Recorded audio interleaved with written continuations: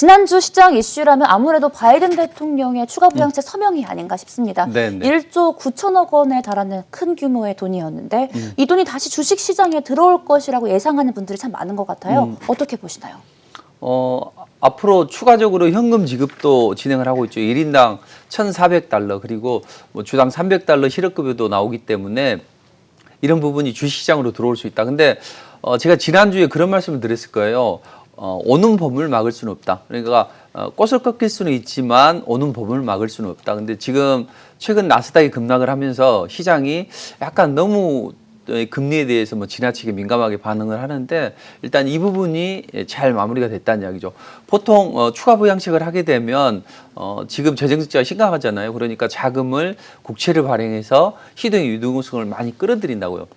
그래서 다시 추가 부양책을 하는데 과거보다는 최근에 뭐 가게들이 각종 뭐 이런 자금을 많이 끌어다 썼기 때문에 부채 규모가 엄청나게 많이 커졌다고요.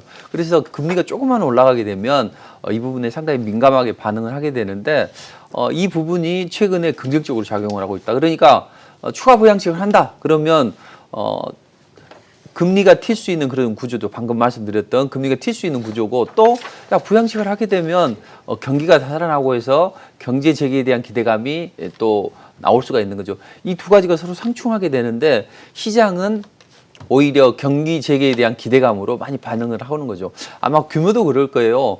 규모가 조금 낮았다면 시장이 좀 안 좋게 반응을 했을 텐데 규모가 뭐 1조 9천억에 달하고 또 개인당 얼마씩 지급하고 하기 때문에 이 부분이 긍정적으로 작용했다. 근데 저도 약간 이 부분은 우려했었거든요. 1조 5천억 정도 나오게 되면 시장이 좀 발장을 할 수 있는데 1조 9천억 정도 나왔기 때문에 양호하게 전개되고 있다. 자, 그럼 앞으로 시장은 추가 부양책이 악재보다는 호재 쪽으로 민감하게 반응을 하네. 그럼 앞으로 2조나 3조 달러의 인프라 투자를 진행한다고 해요. 그럼 이것도 또한 좋게 긍정적으로 작용하지 않을까. 이렇게 지금 나오고 있는 거죠. 물론 어제 우리 앵커께서 말씀하신 것처럼 어제 장기국채 10년물 금리가 1.6%까지 튀면서 나스닥 시장이 조정을 받았다고요. 아무래도 뭐 금리에 민감하니까요. 그렇지만 이 부분은 자연스러운 흐름이라고요. 보통 주가가 뭐 급락을 했다, 급등을 했다 그러면 누가 투자를 하겠습니까? 어느 정도 어떤 일정한 상승과 하락에 대한 이유가 있어야 되는 것이고 최근에는 급락 이후에 반등이 나오기 때문에 어제 쉬어가는 것은 국채금리가 아니라도 자연스럽게 쉬어가는 그런 구간이라고 보시면 됩니다. 자, 그럼 중요한 고비들을 넘어가고 있습니다. 추가 부양책 이 부분은 국채를 발행해서 시중의 유동성을 빨아들여서 이걸 다시 투자를 한다고 했는데 이걸 시장이 오히려 경기 활동에 대한 기대감 쪽으로 반영을 하고 있네. 또 2조 3조 달러에 달하는 그런 인프라 투자 진행하는 것도 긍정적으로 작용을 할 거야. 그렇다면 시장은 지금 한 고비, 두 고비를 넘고 있습니다. 근데 중요한 이제 고비가 하나 또 남아 있죠. FOMC가 다음 주에 예정이 되어 있잖아요. 최근에 이제 FOMC가 기존하고 또 달라진 점이 한 두 가지 정도가 있어요. 최근에 경기 부양책이 바로 시행이 됐잖아요. 이 부분이 앞으로 FOMC 회의 때 기존하고 약간 좀 다른 어떤 이야기가 좀 나올 수 있는 부분이고 최근에 또 긍정적인 부분은 ECB가 총량에는 변함이 없다. 우리가 지금 뭐 1조 8천억 유로 정도를 국채를 매입하는데 매달 600억 유로 정도 하는데 앞으로는 좀 최근에 말 살 수 있게 한 1,000억 유로까지 좀 늘려주겠다. 이렇게 총량에는 변함이 없지만 매입 속도를 좀 빠르게 할 수 있도록 좀 진행을 하고 있거든요. 이런 두 가지 포인트가 이번 FOMC에 어떤 작용을 하는가 이제 이게 중요한 역할을 한다고요. 먼저 첫 번째 경기 부양책 시행은 아무래도 경기 부양책을 하게 되면 뭐 국채금리가 튈 수가 있잖아요. 그래서 국채금리 튀는 것을 연준이 어떻게 제어를 해주느냐 이게 관건이고 또 하나는 유럽에서는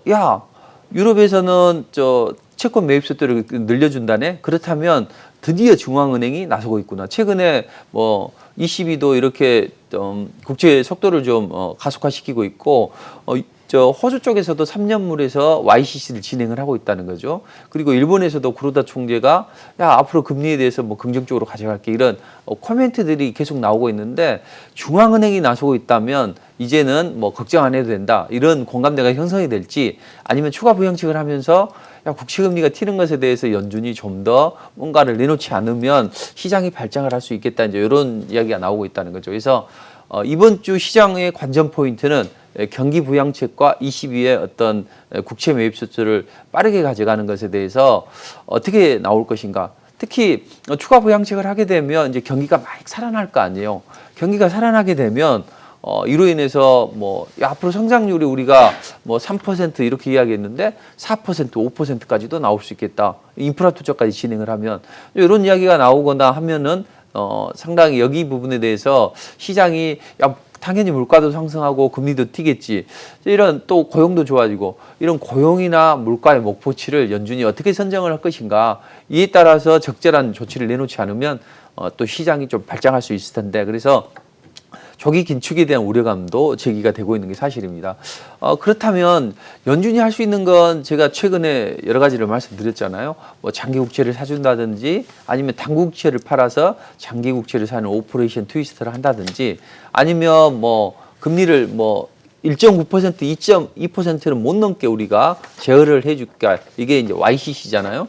자, 이걸 해준다든지 아니면 최근에 이제 보완적 레버리지 비율, SLR이라고 하죠. 이게 3월 31일로 만료가 된다고요. 그럼 이것을 연장을 해줄 것인지. 근데 제가 보기에는 이제 한 4가지 정도가 있는데, 정말로 연준은 안 좋았을 때 등판을 한다고 했잖아요. 연준은 구원투수라고 생각하시면 됩니다.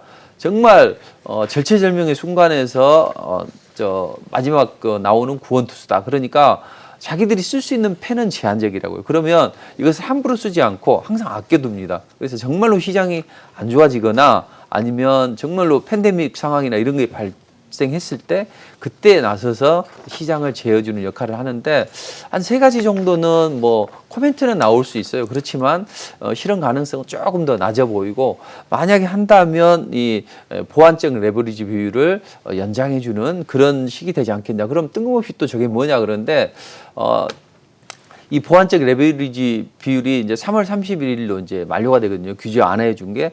이게 연장을 해준다면 시장이 긍정적으로 작용을 할 테고 만약에 이 코멘트가 없다면 상당히 시장이 일시적으로 단기적으로 발작을 할 수는 있습니다. 그렇다 하더라도 단기적인 흐름이지 뭐 시장의 추세를 꺾거나 그런 흐름은 아니라고 보시면 돼요.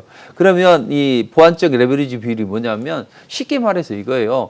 레버리지 비율. 그러니까 국채를 사게 되면 장기 국채를 사게 되면 여기에서 뭐 자기 자본을 추가로 확보를 해야 되는데 이걸 보완해 준다는 이야기죠. 면제를 해 준다는 이야기죠. 이게 일시적으로 팬데믹 상황에서 발생을 했거든요. 근데 팬데믹 상황에서 이런 어떤 규제 완화 조치를 했는데 이제 1년 정도 흘렀으니 이제는 좀 이걸 폐지해도 되지 않겠냐. 근데 최근에 국채 금리가 많이 튀고 있죠. 그리고 추가 부양책을 하게 되면 국채 금리가 튈 수밖에 없는 그런 구조라고요. 이것을 제어해 줄 수 있는 연준의 코멘트가 최근에 어떤 FOMC 회의를 앞두고 중요한 좀 변수가 되고 있다. 자, 그렇다면 이게 무엇인가 이제 간단하게 좀 살펴보면 자, 팬데믹 상황이 됐어요. 자, 뭐 경기가 난리가 난 거죠. 그리고 뭐 또 부채 있는 사람들은 채권자들이 빚 갚아라고 난리하고 하니까 일단 모든 시장 참여자들은 어때요? 현금을 확보를 하고 이것을 혹시 앞으로 이 팬데믹 상황이 장기화될 수 있기 때문에 예금을 많이 해놨다고요. 그래서 예금을 하고 또 단기 국채를 선호했죠. 뭐 언제 전쟁 날 줄 모르고 언제 경기가 망가질 줄 모르는데 앞으로 미래에 뭐 30년, 10년 이렇게 될 것은 크게 선호하지 않는다는 거죠. 그래서 그때 당시에 보면 예금도 많이 하고 또 단기 국채를 선호했다고요. 장기 국채는 천덕꾸러기가 되잖아요. 그래서 장기 국채가 수요가 없으니까 장기 국채 금리가 좀 상승하는 그런 움직임이 나왔었거든요. 그렇다면 연준의 입장에서는 야, 경기 부양을 해야 되는데 장기 국채가 튀게 돼. 그러면은 여기서 우리가 추가적으로 유동성 빨아들이게 되면 국채 금리가 튈 텐데 이 문제는 어떻게 해결해야 되냐? 이렇게 이야기가 많이 나온 거죠. 그래서 은행은 또 자기들 나름대로 이유가 있습니다. 우리가 양적 완화를 해주는 것은 은행이 뭐 가게에다 돈을 많이 빌려주거나 대출을 하거나 뭐 이런 이야기를 해야 되는데 자기들은 이걸 안 하고 야, 잘못하면은 2008년도 금융위기 때처럼 경제 시스템이 망가지겠네. 그러니까 우리는 지금 양적 완화해 주는 돈을 또 예금을 많이 하니까 그 돈을 가지고 우리가 빌려주거나 이렇게 할 게 아니라 차라리 추가 지준으로 박아놓자 해가지고 추가 지준을 많이 넣어놨다고요. 자, 그거 막는데 급급했다고요. 그러면 자금이 시중으로 돌아야 되는데 자금이 돌지가 않는 거죠. 그래서 연준에서는 이제 양적 완화를 진행하는 거죠. 무제한으로 양적 완화를 진행하는 거죠. 그래서 무제한 양적 완화를 진행하고 있는데, 자, 그렇다면 연준이 계속 채권을 사주네? 이런 생각이 드는 거잖아요. 그러면 은행들은 또 생각을 해보니까 계속 추가 지준에다가 돈을 박아놓는 것보다는 오히려 이걸 국채를 사는데 앞으로 누군가 더 많이 사주게 되면 국채 가격은 계속 올라갈 거 아니에요. 근데 그 사람이 바로 연준이라고 하네? 믿을 만한. 그러니까 국채를 자기들이 예금해 놓던 걸 살짝 빼서 국채를 사요. 근데 대출을 안 해줘요. 왜냐하면 혹시 우리 은행들도 힘들어졌던 게 뭡니까? 부실 기업들 대출해 주면서 그것 때문에 은행들이 좀 힘들어졌잖아요. 부실 채권 때문에. 미국의 중앙은행들도 이런 흐름이 나왔다고요. 그래서 이 부분을 어떻게 할까 고민하다가 결국은 장기 국채를 많이 사준다니까 이제 국채를 좀 사기도 샀거든요. 그래서 문제는 이제 국채를 빼서 하게 되면은 이제 대출 금리가 또 상승하게 된다고. 그래서 정부에서는 그러면 너희가 자꾸 안 하려고 하는 게 추가로 국채를 사게 되면 여기에 지급 준비를 추가로 해야 되니까 너희가 이걸 좀 완화를 시켜줄게 했던 게 바로 보완적 레버리지 비율이었다고. 그때 당시에 보면 그래서 뭐 대출도 좀 하고 또 국채도 많이 사고 해서 경기가 좀 안정화가 됐는데, 사실은 뭐 이 효과는 미미하기 때문에 굳이 이것을 연장할 필요 없다 이런 이야기도 나오고 있습니다. 그러나 중요한 건 시장이 원한다는 거죠. 최근에 시장이 발작을 했던 이유는 뭡니까? 장기 국채가 서서히 튀었기 때문에, 눈에 보이기 때문에 발작을 한 거거든요. 그러니까 이번 FOMC 회의 때는 방금 말씀드렸던 추가 부양책을 하고 이로 인해서 혹시라도 시장이 좀 발작을 할 수 있는데, 여기 연준이 다른 건 해주진 않다 하더라도 보완적 레버리지 비율을 좀 규제 완화했던 걸 다시 좀 연장해주는 그런 흐름으로 간다면 그나마 좋아질 수 있다, 이렇게 보시면 될 것 같습니다. 네, 다음 주 FOMC 관전 포인트 아주 세세하게 짚어주셨는데, 또 요즘에 시청자님들이 바닥이냐 아니냐, 말 그대로 줍줍할 때냐 아니냐 고민이 많으실 것 같아요. 대표님 어떻게 생각하세요? 그렇죠. 뭐 성장주나 또는 가치주, 뭐 또 어느 순간 또 경기 민감주, 뭐 이렇게 하면서 온통 기사들이 보면 뭐 성장주는 안 된다, 가치주를 사야 된다, 경기 민감주를 지금도 편입해야 된다, 이렇게 이야기를 하면서 관련주들도 보면 널뛰기 장세가 이어지고 있습니다. 근데 금리는 당분간은 완만한 상승 추세로 이어가겠죠. 그래서 분명히 성장주에게는 불리한 그런 상황이 됩니다. 뭐 경기 부양책을 집행을 하고 또 추가로 인프라 투자를 진행하게 되고 또 백신 접종하면서 경기 활동이 정상화되게 되면 분명히 뭐 금리는 완만한 상승을 이어가겠죠. 근데 지금 수준이 보면 과거에 비해서 정말 절대적으로 높은 수준이냐, 그건 아니라는 거죠. 그래서 성장주에 대해서 상당히 좀 부정적인 이야기를 많이 하고, 또 그래서 보복 소비 뭐 이야기하면서 그런 종목들을 담아야 된다. 근데 제가 보기에는 이 부분이 뭐 어느 한쪽이 반드시 맞다 이건 아니고 케이스 바이 케이스도 이런 상황에서는 이럴 때, 그리고 단기적으로 보시면 뭐 성장주들이 많이 올라갔다가 시장에 주도하는 그런 국제 자본가들이 또 차익 실현하면 이게 약간 좀 빠지거든요. 그러니까 어떤 논리보다는 어떤 수급의 관점에서 이제 접근해야 되는데, 자, 그렇다면 우리가 이제 경기 민감주, 뭐 경기 방어주, 또 뭐 성장주 이렇게 하는데, 이제 뭐 잘 아시는 분들은 잘 아시겠지만 이 부분을 뭐 굳이 명확하게 구분할 필요는 없습니다. 그러면 우리 이제 주식 처음 하시는 분들을 위해서 간단하게 좀 여기를 좀 제가 표를 좀 정리를 해놨는데, 보면 경기 민감주라고 하면 경기가 좋아지면 올라가는 종목들이죠. 그래서 뭐 경기가 좋아지게 되면 우리가 뭐 자동차도 사고 또 IT 제품도 많이 소비를 하고, 또 그동안 뭐 멋진 옷 못 입었는데 멋진 옷도 있고, 또 뭐 이런 식으로 해서 뭐 철강도 수요도 늘고 해서 철강, 석유화학, 반도체, 뭐 건설, 자동차, 뭐 항공, 이런 대부분의 업종이 경기 민감주에 포진이 되어 있다고요. 그리고 경기 방어주라면 경기가 안 좋아도 어쩔 수 없이 소비해야 되는 것들 있잖아요. 뭐 전기 쓰고 또 전화하고 이런 전력, 통신, 가스, 그다음에 또 밥은 먹고 살아야 될 거 아니에요. 경기가 안 좋더라도. 그래서 식품이나 뭐 또 약, 이런 것들은 제약 쪽은 경기 방어주다 이렇게 생각하시고, 대신 이제 가치주하고 성장주하고 이 부분은 가치주는 지금 현재는 좀 좋지는 않습니다. 이익은 내지만 주가는 많이 안 올라갔어요. 저평가되어 있어요. 그런데 이 회사가 가지고 있는 가치는 유리하다. 그래서 이제 조선이나 가스나 전기, 금융 이런 것들을 가치주라고요. 성장주보다는 성장은 지지부진하지만 그래도 가치는 좀 뛰어나다.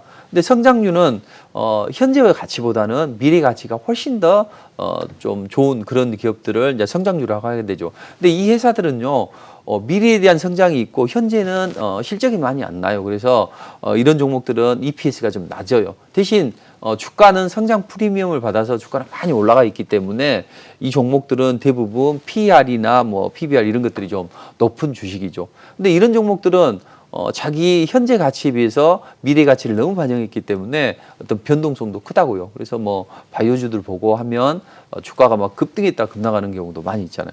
자, 이런 식으로 이제 대강 보신다면 대략 뭐 가치주나 성장주 이런 개념은 좀 어느 정도 잡혔을 테고, 그렇다면 다른 것들보다는 최근에 뭐 약간 성장주들이 좀 주춤하게 되죠. 그래서 성장주 들고 계신 분들은 야, 이거 팔아야 돼. 아니면 지금 뭐 더 담아야 돼, 이런 생각이 들 거란 이야기죠. 그래서 우리의 성장주는 우리 고유한 흐름보다는 어떤 미국의 흐름을 많이 쫓아가기 때문에 미국의 성장주들이 현재 어떤 위치고 또 앞으로 어떤 길을 걸어갈 것인지 이 부분을 생각해 본다면 우리 성장주에 대한 답이 나올 걸로 보여집니다. 그래서 이제 미국의 움직임을 잘 봐야 되는데, 최근에 이제 이 성장주들이 금리 상승에 민감하잖아요. 특히나 할인율이 상승하고 자금 조달 비용이 증가하게 됩니다.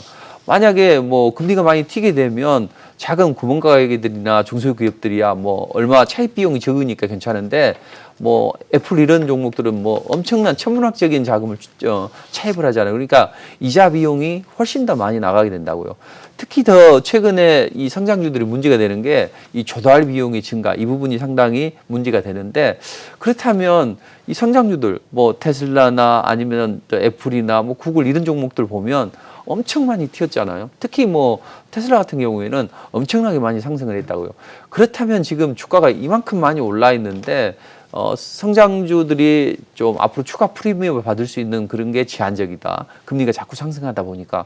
그렇다면 이게 2000년도 초반에 IT 닷컴 버블 때하고 좀 상황이 좀 비슷한 거 아닌가, 이러다가 폭락해버리는 거 아니냐, 그래서 좀 팔아야 된다, 이런 생각들을 많이 하신다는 이야기죠.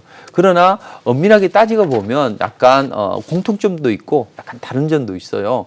근데 제가 보기에는 그때하고는 상황이 좀 달라졌다. 그래서 공통점은 뭐냐면 최근에 인터넷 플랫폼을 통해서 성장을 하게 되잖아요. 그런 종목들이 대부분 애플이나 뭐 이런 종목들이 마찬가지로. 근데 그때 당시와 지금 당시도 마찬가지로 그때 당시에 뭐 위기를 극복하기 위해서 패드가 양적 완화를 했고, 그다음 그 추가 자금이 많이 시중에 쏟아져서 유동성이 확대가 됐다고요. 그러면서 금리가 튀었거든요. 그러니까 인터넷과 금리가 튀는 것은 똑같은 구조예요. 그러나 좀 차이점은 있어요.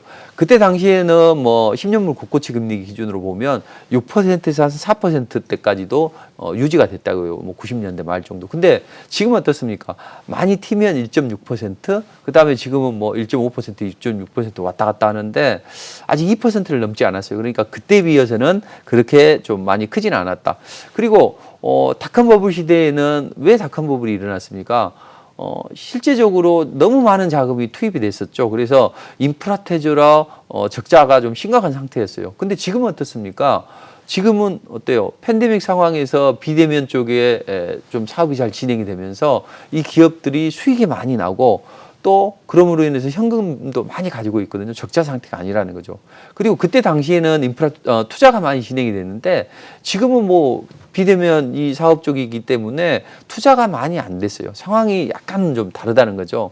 그리고 최근에 그때 당시에 보면은 나스닥의 이익 현금 비율이 지금 3.5달러였는데 최근에는 한 뭐 296달러, 뭐 S&P 500의 한 2배 정도만 높다, 이런 이야기를 하고 있거든요. 그러니까 그때 당시에 비해서 뭐 좋아진 점도 있고 나빠진 점도 있는데, 최근에 나스닥 상장 보면 캐펙스 같은 경우에는 지금 뭐 2018년도 이후에 보면 5%대로 유지가 되고 있다고요. 자본적 지출. 앞으로 뭐 미래를 위해서 투자하는 자본적 지출이 이렇게 진행이 되고 있고, 뭐 부채 비율도 보면 그때는 10%였다면 지금 한 뭐 6%, 5%대에서 진행이 되고 있고 해서 정리를 해보면 그때 당시에 뭐 인터넷 플랫폼을 통해서 또 연준이 자금을 많이 투입을 해서 금리가 튀는 똑같은 점은 있지만 그때 당시에는 뭐 빚을 내서 투자를 많이 했고 지금은 빚을 내지 않고 이익이 많이 발생하고 현금을 많이 가지고 있고 또 투자도 많이 안 했고 그다음 최근에 보면 부채 비율도 좀 낮아졌죠. 그렇기 때문에 그때 닷컴 버블 때처럼 시장이 폭락하거나 성장주가 급락하는 일은 없을 것이다. 이렇게 좀 생각을 하시면 되겠습니다. 자, 그럼 이번에 분명히 바이든이 자기가 집권하기 전에 이 통신부비법을 폐지하겠다 이런 이야기를 했었잖아요. 그렇다면 추가 부양책 지나고 경기가 정상화가 되게 되면 이제 뭐 법인세도 올리고 또 반독점 규제를 또 드라이브를 거는 거 아닌가 이런 우려감이 있다. 그렇다면 그런 종목들이 그 이야기가 나왔을 때 바이든이 뭐 집권했을 때 그때 급락이 나왔지 않냐. 그러니까 앞으로도 이런 우려감 때문에 상승은 좀 제한적이지 않냐.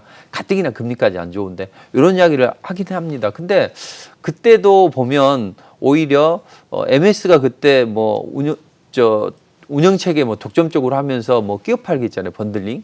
근데 그때 그 소송이 3년 정도 진행이 되면서 물론 좀 힘든 시기가 있었지만 그로 인해서 PR은 60배 정도 뭐 제한하는 요소로 작용했다. 그러니까 주가가 뭐 거품이 버블이 끼지 않는 그런 상황을 뭐 연출했다는 거죠. 그렇다면 현재도 그때 당시하고 좀 마찬가지입니다.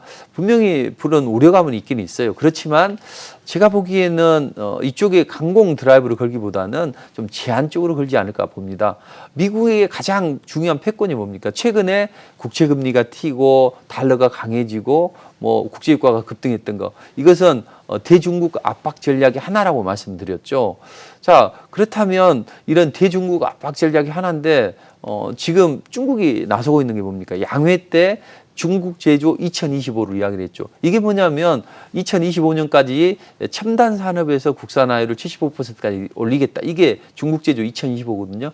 이것 때문에 트럼프가 미중 무역 분쟁을 일으키면서 중국을 좀 압박을 했던 거예요. 근데 이 트럼프의 이런 유산을 그대로 물려받아서 대중국 압박 전략을 펼치고 있기 때문에 아무래도 뭐 법인세 인상이나 아니면 반독점 규제에 대해서 강력하게 드라이브를 걸기보다는 제한적으로 걸 거기 때문에 성장주들이 꼭 나쁜 것만은 아니다. 그래서 너무 성장주에 대해서 좀 민감하게 할 필요는 없다고 보여집니다. 자, 그렇다면 우리 시장은 참 희한해요.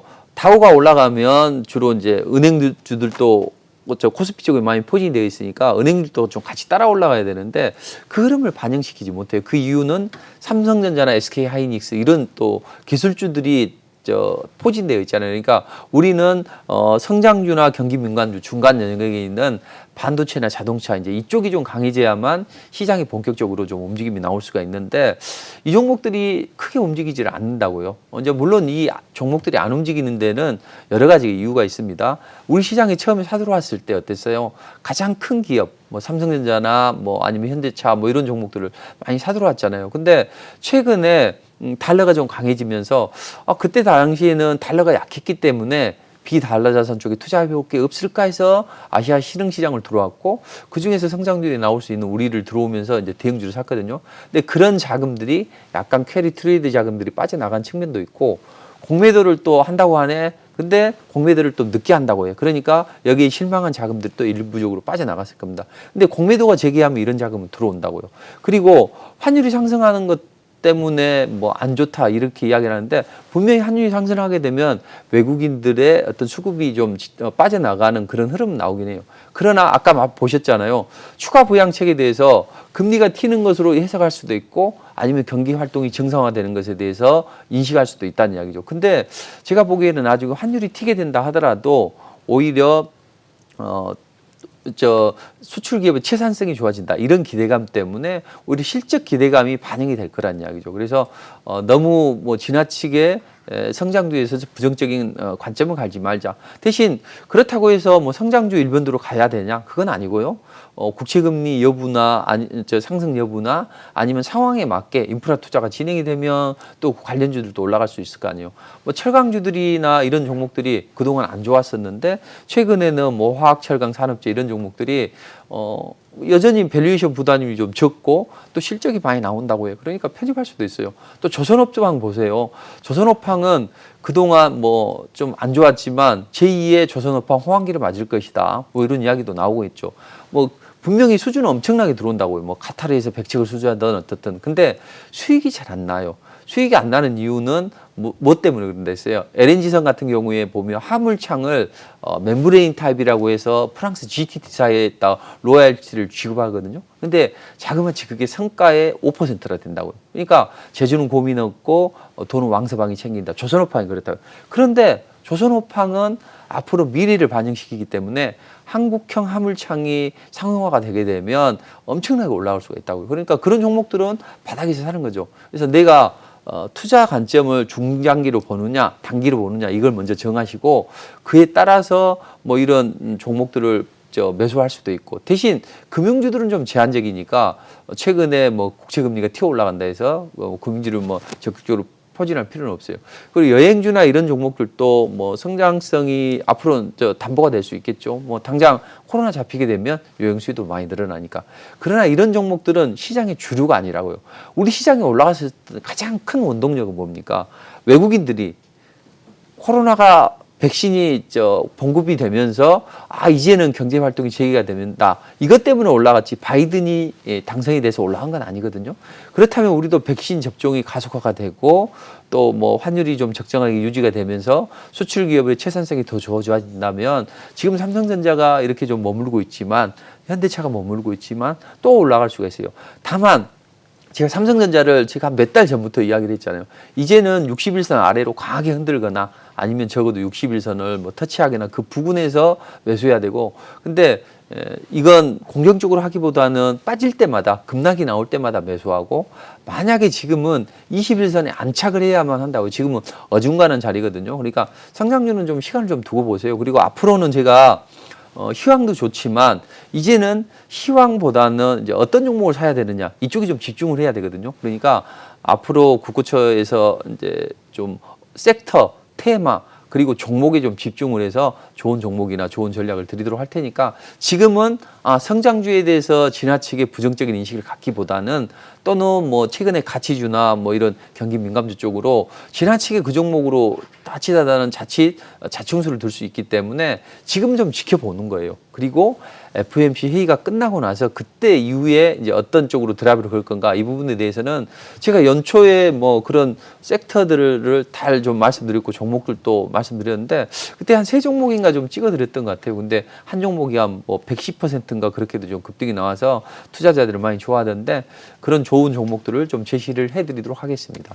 네, 알겠습니다. 저희 시간이 얼마 남지 않아서 이번 주 시장 리뷰, 다음 주 투자 전략 짧게 부탁드릴게요. 그렇죠. 이번 주에는 대형주를 사라고 했잖아요. 그리고 블록체인이나 히토르나 에그플레이션 관련주들을 사라고 했는데 그 종목들이 뭐 30%, 40% 올라가더라고요. 그러니까 무료 공개 방송에서 뭐 비덴트나 티플렉스나 팜스토리 뭐 이런 종목들 말씀드렸는데 근데 그 종목들이 한 3, 40%씩 올라갔거든요. 근데 다음 주도 이런 흐름이 계속 진행이 될 것 같아요. 그래서 다음 주에는 대형주를 사기보다는 다음 주는 FOMC 이후에 봐야 됩니다. 그리고 FOMC 이후에 어떤 포지션을 구축할 수 있는가를 봐야 되고 그 전까지는 시장이 약간 짧은 등락을 할 거예요.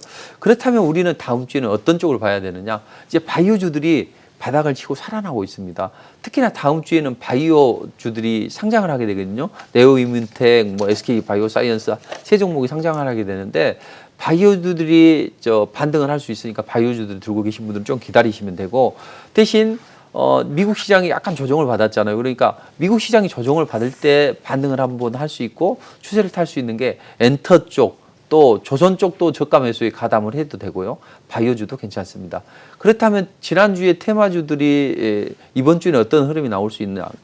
에그플레이션 관련주들은 여전히 좋아요. 그리고 백신이 속도 조정이 되면서 백신 증명서 관련주들이 있죠. 뭐 블록체인 관련주들이나 이런 종목들이 상승 초기에 있고 다음 주에는 디지털 화폐 관련주들을 잘 봐야 돼요. 미중 간의 고위급에서 만남도 있죠. 여기서 서로 뭐 이제 주장하고 있는 게 디지털 화폐잖아요. 근데 디지털 화폐들이 약간 떠있긴 하지만 다시 한번 움직일 수 있는 그런 자리가 됐다고요. 그리고 정치 테마주들이 지지율 변화에 따라서 등락을 하는데 뭐 윤석열 관련주들도 다시 한번 뭐 숨고르기 후에 올라갈 수 있는 그런 상황도 됐고 만약에 윤석열이 등판하게 되면 이낙연 관련주보다는 이재명 관련주가 좋다고 제가 누누이 몇 달 전부터 말씀드렸죠. 정치 테마주들을 지지율 상황에 따라서 좀 매매를 해보신다면 재미있는 또 매매가 될 겁니다.